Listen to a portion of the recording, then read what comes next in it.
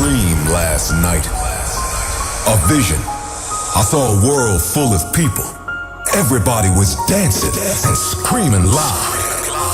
They were just there to listen to the music. It was deep. It was underground. Let's turn the world into a dance floor. Are you guys ready for a state of trance? Put your hands in the air, come on!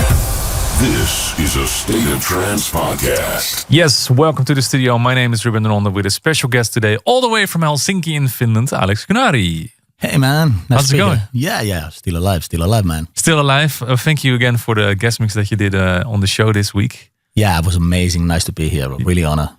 We have a lot to talk about this episode of the podcast because I have a couple of fan questions for you, and we're just going to talk about the history of Alex Kunnari because you've been making music for almost 20 years now. 20 years, more than 20 years. Well, yeah. I mean, like if we think modulation first, then Alex Kunnari, now AK, and also like few other aliases. Yeah. So you know, it's a long journey, and you're right, like many years behind. Let's start at the very beginning because that's what we do with every podcast.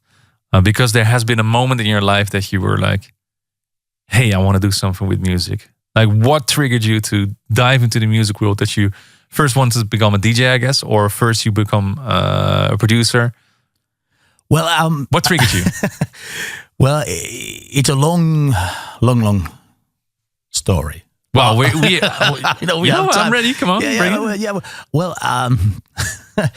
let's say like this way that before I had any idea what really this is, I was a dancer. You were a dancer? Yeah, exactly.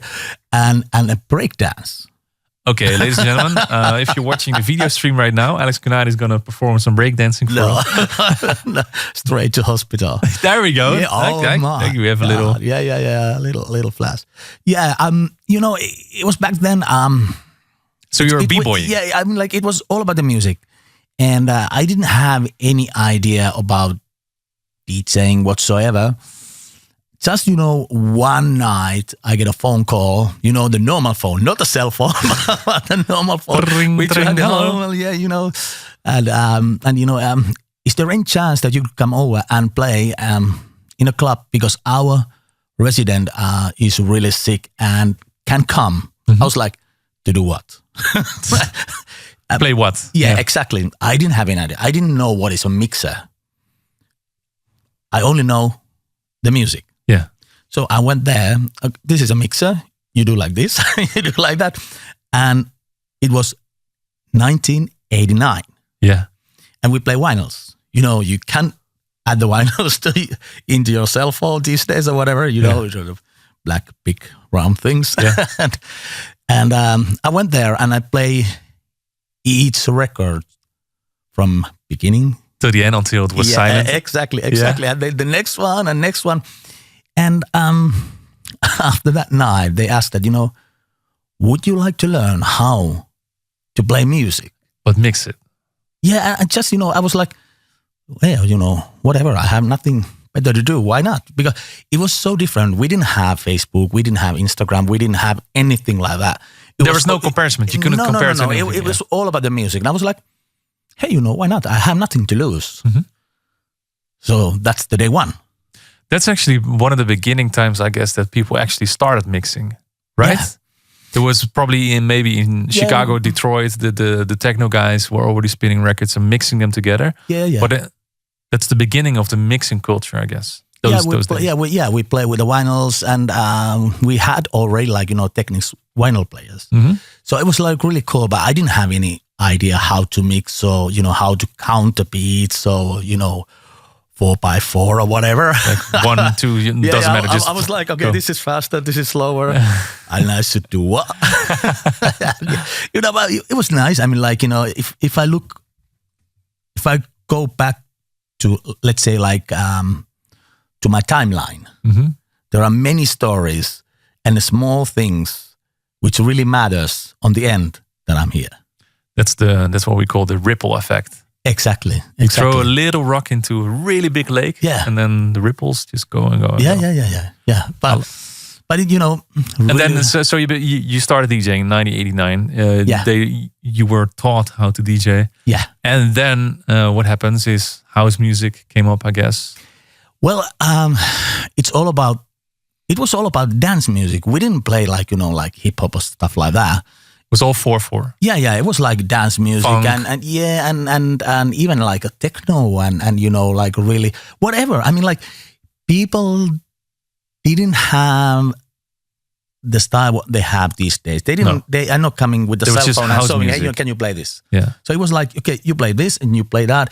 You can play like Felix, Don't You Want Me, Yeah. or whatever. Yeah. People they don't know what is that one, No. but they're just dancing. Oh, this is nice. Yeah.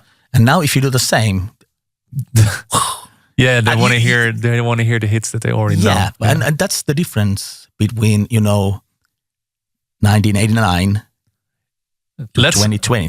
let's park that one because that's actually interesting. I want to get back to that later, but first I want to go back to you as yourself, Alex Kunnari, because you started mixing, you started doing all of that, but then there was also a moment that you started making your own music, and that must have been early 2000s, something like that. Yeah, it was early 2000, and I don't I don't know why I started to do music. I think it was like certain point you get the feeling that you can't move forward without music. Yeah. And that was like the only way, because doesn't matter how well you play music, how well you play in front of the crowd, if you don't have own music. That was like, I was like, okay, and if that's the only key, how I could get music, how I could learn myself even how to do music or how to ask from the singers or whatever, because I didn't have any musical background. No. So it was the same like 1989 when I started to play music as a DJ, as a hobby. This came along a little later on. Yeah. That it was like one rock more Yeah. to water.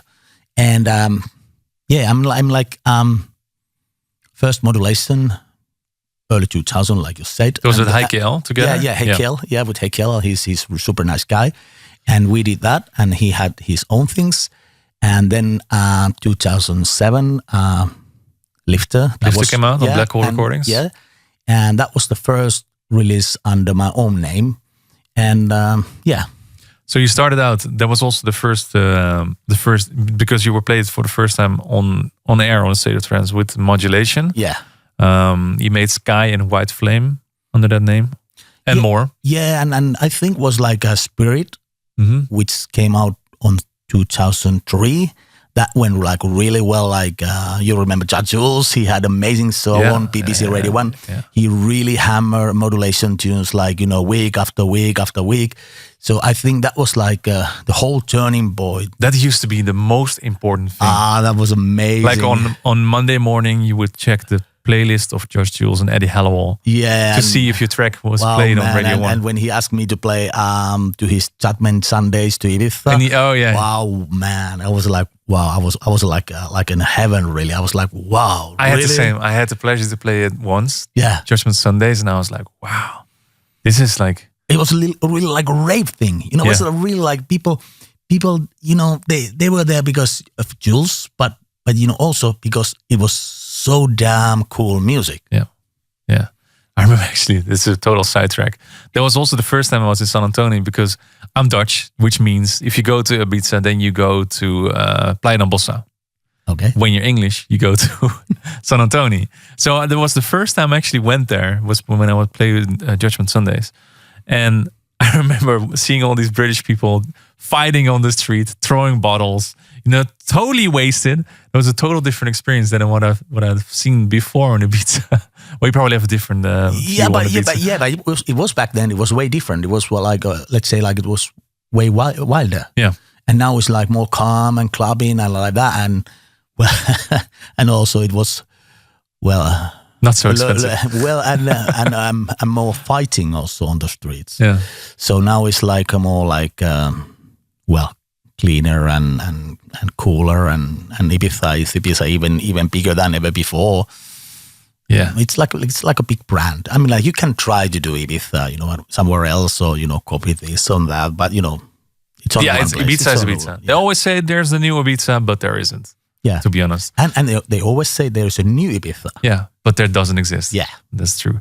So let's go back to 2007 because that's the moment that you released your very first Alex Kunnari single. Yes. Why did you start releasing Alex Kunnari as like Alex Kunnari? Because before that, like you said, you had Modulation, but this was your solo project. Yeah, I'm like, when you are doing music with someone else, there is always like, okay, we do this together. But then there is a certain point that you like to start to get music to yourself. And also like Heikki went to do music to himself. Yeah. So it always like that. But I don't say, maybe one day we can do maybe one release together again under Modulation. Who knows? I mean, like, Swedish House Mafia is back. You know what I mean? Bring back Modulation. Yeah. But, I don't know. I mean, like, yeah, it was 2007 and Lifter and then everything went up. I mean, like, You released a lot of music. First of all, it was with Black Hole Recordings, Magic Music with... yes, with because Chester used to play a lot of your stuff also. I remember that. And then...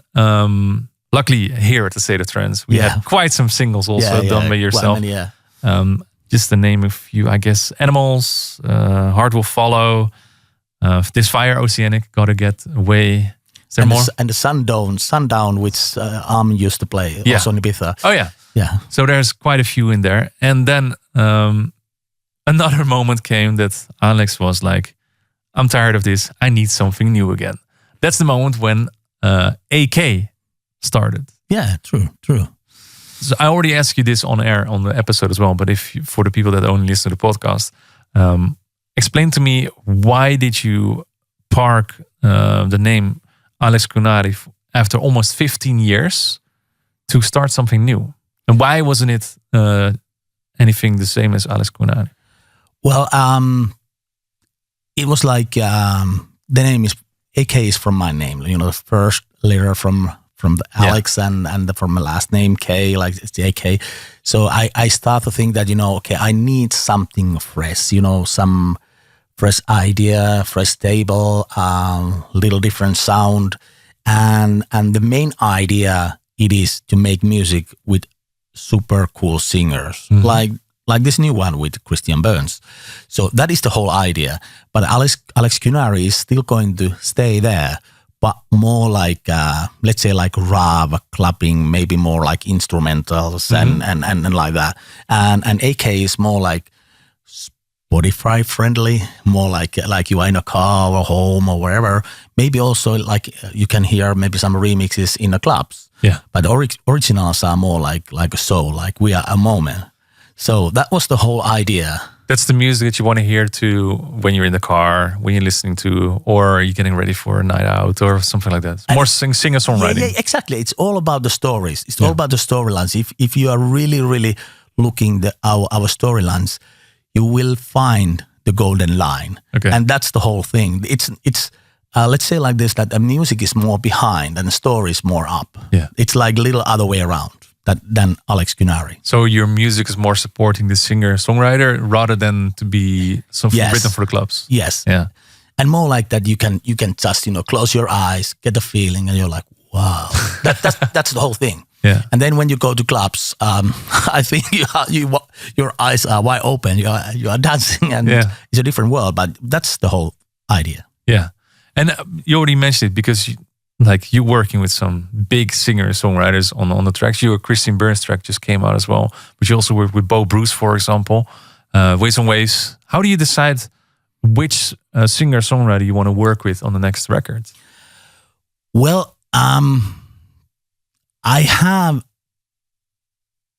own feeling that the music is like this. And I need voices around this range.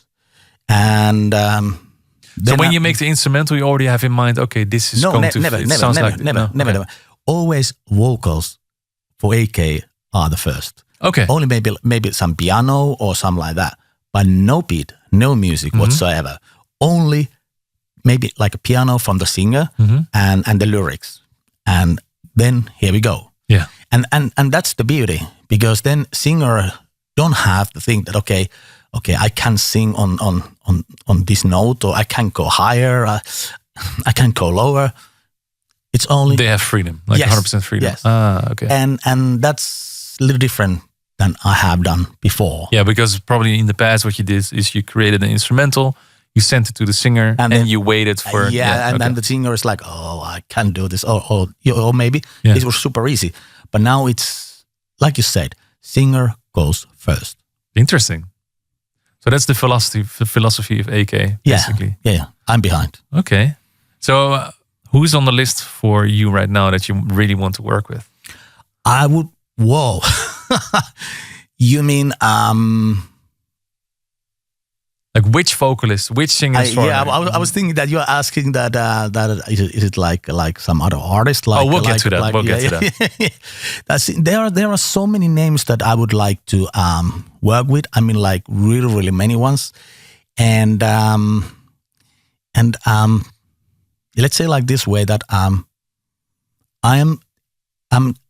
checking all the time like new voices and new names. And also I'm looking the names like what Armin and Tiesto and those guys are using, and sometimes or Garrett, and sometimes I find something from there, and I'm like, okay, this could be like really cool, like Bo Bruce. Yeah. She had like amazing tune with Garrett. Yeah.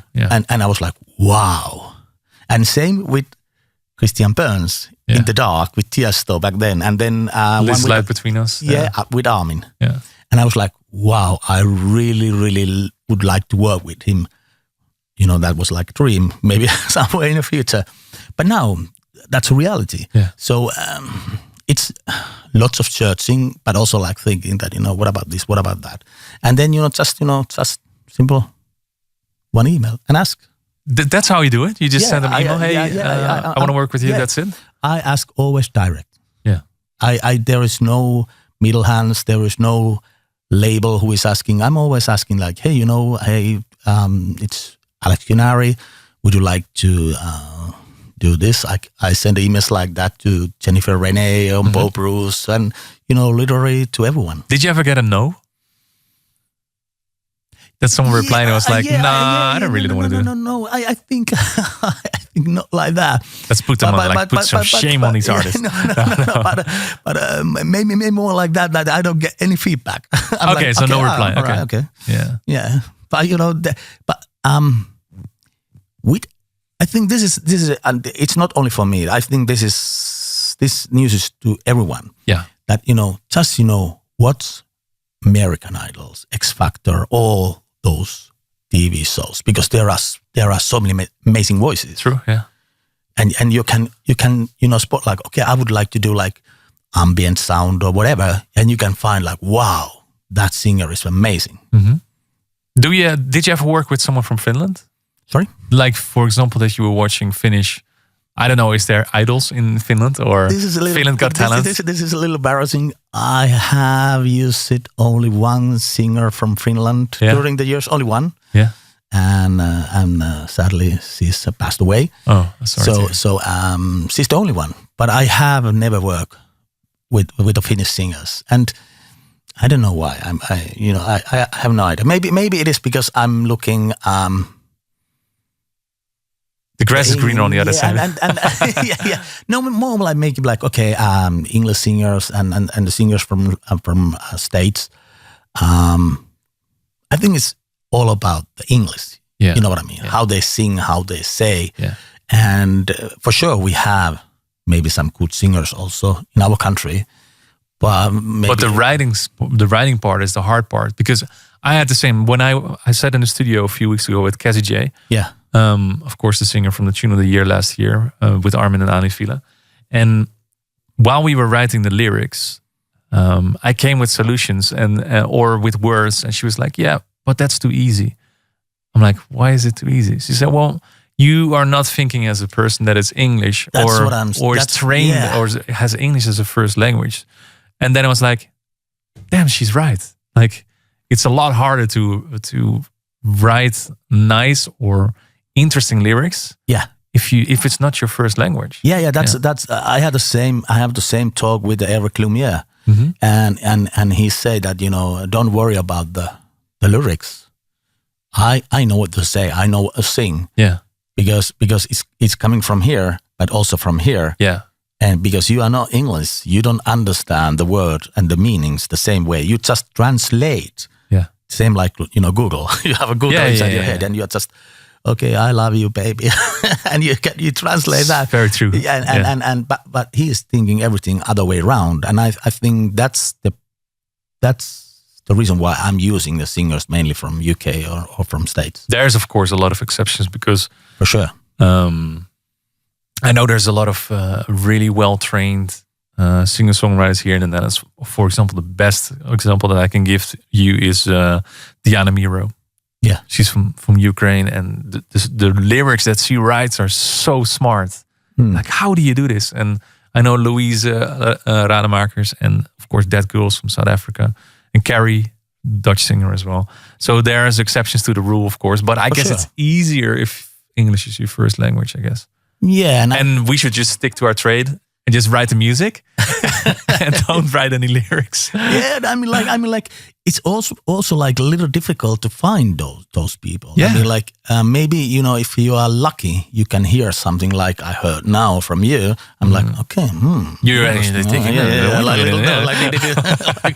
and then tomorrow, or when I'm back at the airport, I'm like, no, hello, the Ruben said like the this. thing is actually the what a lot of people don't think about is that there's probably at least 1 billion people on this planet that have a nice singing voice. For sure.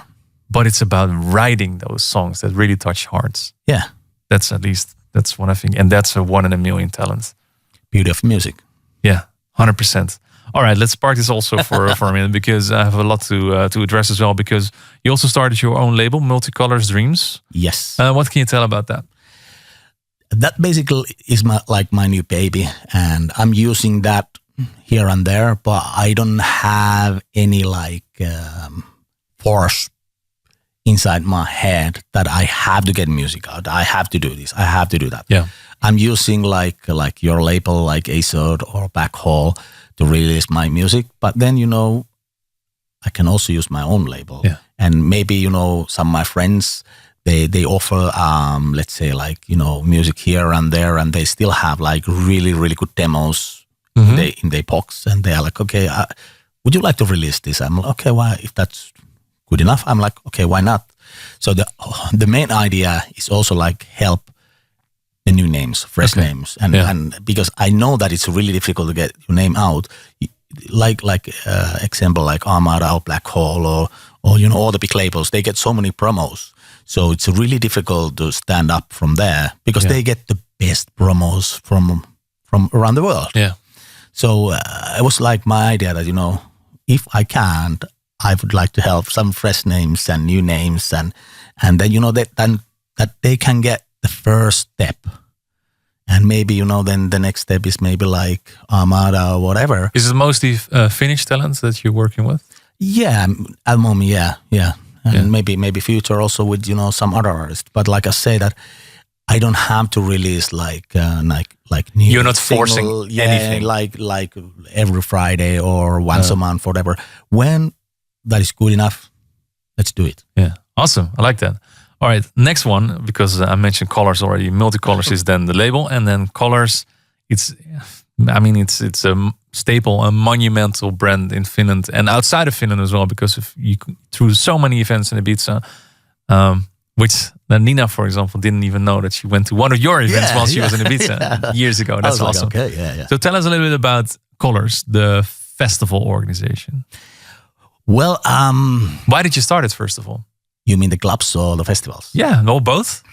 Well, the main idea for the events was quite simple, and it's quite easy to understand. I mean, like 1995, I went to Ibiza to play for the first time ever, and after 5 years, I was brave enough to ask Judge Jules to come over to play to Helsinki, and I said to Jules that, hey, what do you think that, we have nothing like this? We don't have special events, and we don't have anything like that. So it was like 99, and he was like, hey, let's do it. Let's start to do something together. And that's how I started Colors. And And it was the idea to bring something to our own country, because we didn't have any clubs. We have some underground things, of course, because each countries, they have different own underground small things. Yeah, and 1999 was when we started blowing up in Norway, Hyperstate, and Yes. Finland was coming. Yes. Sweden was coming up. Yes. Yeah. So the big thanks also goes to Jules, because he asked some big names to come over to Helsinki. Okay. Like Oakenfold and like maybe he don't remember anymore those things, but he was like the one rock to water and The ripple. Yeah, yeah, exactly. And that's how everything. So it all started with Started, you playing in Ibiza for a few years. Yeah. You were like, hey, Judge Jules, you want to play in Helsinki? And then you were like, okay, now I have this artist. Now I have to organize an event. I didn't have any idea how to do events. I didn't know, how to rent sound system or light systems. How did you do it? I had few friends around me and asked, which kind like the sound system we should use and lights. But it was way back. It was so big, so different back then. I mean, like if I even try to think the right words, I can't even explain. You only needed how, a stage, some turntables, and speakers. And then security. And some smoke and some strobos and strobos all there was. Yeah. But and then we started from there, and then everything went like bigger and bigger, and of course like few last years because of COVID we went quite small, and then like 2011 I had a dream that maybe one day we can have a big EDM festival in our country, and that was the time when I started Summer Sound Festival. Yeah. Where you played last summer. Year. Last August. This summer. Yeah, this July. summer. Yeah. July. Yeah. Yeah, and that's like the summer thing. And 2016, I start the next one, and the next project was this Electric Festival. And the first episode was like with Tiesto and Sac Noel and I don't remember anymore the names. I'm like, okay, I should remember. But anyway, that was the whole thing. That club events and more club events and even more club events. We used to do like every week or every Friday and Saturday, and then once a month, and then Ibiza, and then some like some shows in Estonia, some shows in Sweden, and then little later on own festivals, and no one knows what is going to happen in the future. But this is where we are at the moment. But of course, I haven't done anything. I haven't done everything alone. No, it's a whole group of people. Yeah. It's not only me who is there. There are many people who are behind. Yeah. Well, talking about many other people, what is it that? Why is it that the progressive trance or the trance is such a it's really a Finnish sound, I feel, because when you look at the names that you have, of course my buddies Lumisate, Super 8 and Tap, Orchidea, those guys are just rocking the scene right now. Tempo Giusto is doing fantastic as well. So Tempo Giusto, Tom Fall, Darude. Yeah, Darude, of course, Villa. Yeah. I mean, like there are so many good. So there's names. it's such a it's a huge country, of course, but it's such a small country in Finnish trance mafia. But how is it that you guys are such a strong sound? I don't know. I mean, like it's maybe because our country is more like for like rock and roll and stuff like that, and more to dark side. Yeah. So maybe that is also why with the song festival. Yeah. So maybe that is also like a little like a truth why trance music is also working, because it's like harder and it's stuff like that. Yeah. But also, of course, these days also like techno and house music is also working. But I don't know. I have think what you just said like so many times, that why trance music is working so well in Finland. I don't know, but it's been like that. But maybe because we have so many good Finnish producers. Yeah. And also, I think it's very important not to underestimate that you have such a strong brand for clubbing that people get introduced to the music all the time. And you You also kept you also kept true to the sound, also to keep promoting progressive and trance throughout all the years that you've thrown events, instead of just taking a step to whatever was hot. And doesn't matter what people are saying. It's all about the music. Yeah, it's always been like that, and it's always going to be like that, because that is the thing. I mean, like, sometimes events are bigger, sometimes smaller, but only the music matters. Amen. That's very true. I have a few questions actually also from the fans. Who inspired you to be a DJ? That's a question by Shai Kaza. So who was your main inspiration? Who was your example as a DJ when you started out?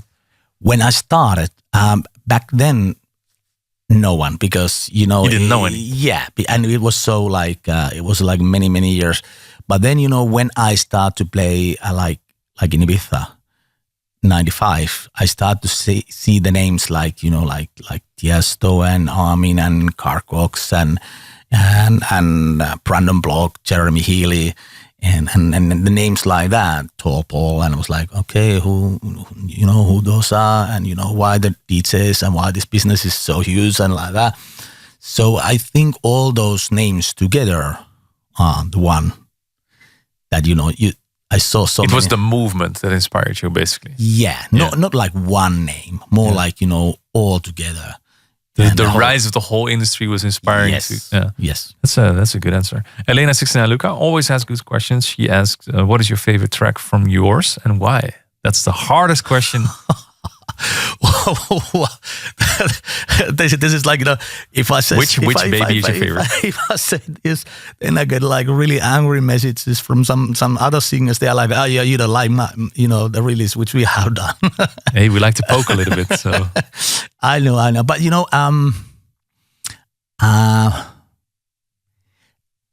I have to say that it is this new one.